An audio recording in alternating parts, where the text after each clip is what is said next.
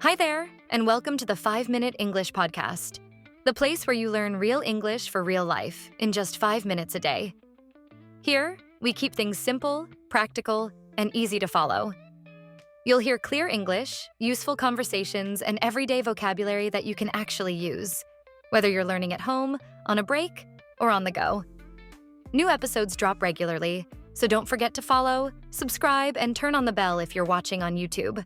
Today, we have a fun and useful topic for you: how to describe your house in English. Talking about your home is something you can do in many everyday situations, when you meet new people, when you introduce yourself, or even in a job interview. To help us, Lisa will share a detailed description of her house. Listen carefully and try to imagine her house in your mind.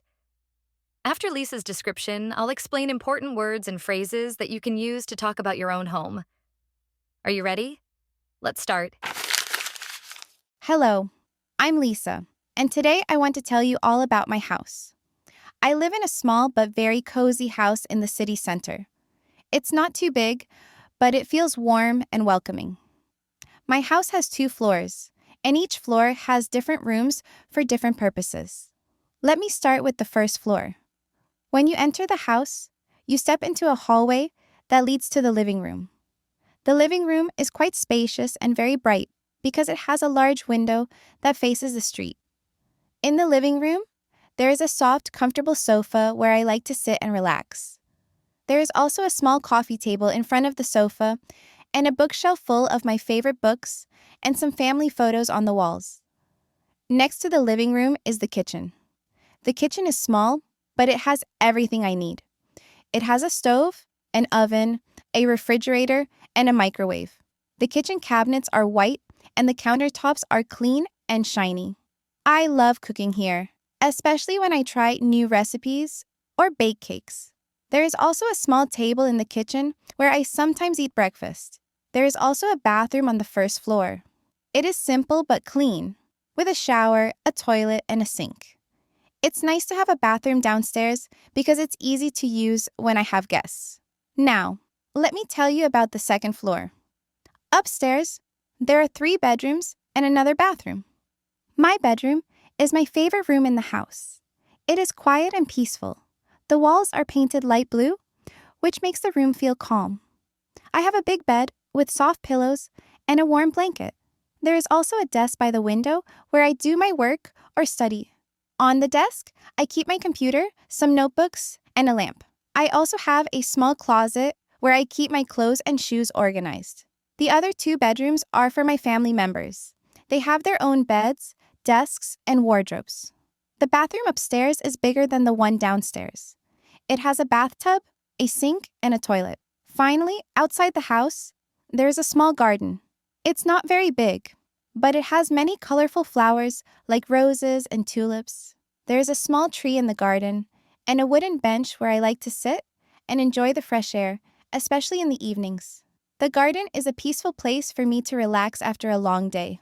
That's my house. It's small but very comfortable, and I love living there. Now, let's look at some important words from Lisa's description of her house. These words will help you talk about your own home in English. 1. Cozy. When a place is cozy, it feels nice and comfortable. It's the kind of place where you want to relax and feel at home. 2. City center. This is the busy part of a city, where you find lots of shops, restaurants, offices, and people walking around. 3. Floor. A floor means one level of a building. If a house has 2 floors, it means there's 1 floor on the bottom and 1 floor above it. 4. Hallway.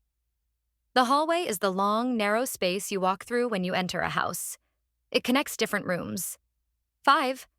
Living room. This is the main room where people hang out, watching TV, talking, or relaxing together. 6. Spacious. If a room is spacious, it means it's big and there's plenty of space to move around. 7. Bright. A bright room has a lot of light, usually because of big windows or good lighting. 8. Sofa. A sofa is a soft, comfy seat for 2 or more people. You sit on it to relax. 9. Coffee table. A small table that sits in front of the sofa. People put drinks, books, or small things on it.